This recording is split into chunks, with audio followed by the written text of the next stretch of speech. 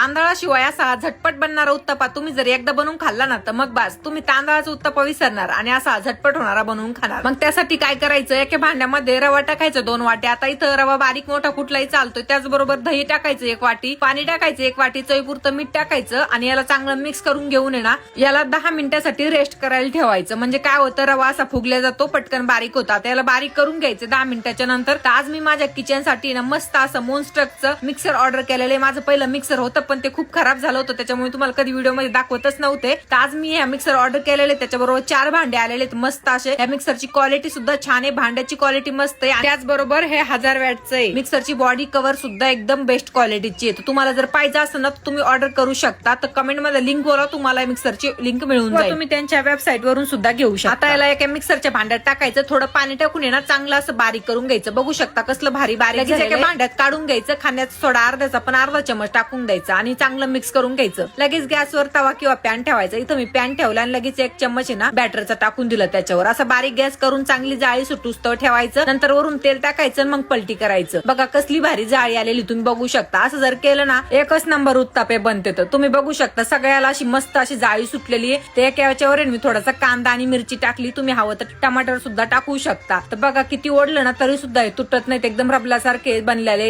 इथं मी चटणी बनवली आणि त्याच्याबरोबर एन्जॉय केला। तर तुम्ही बनवा आणि मला कमेंट करून नक्की सांगा।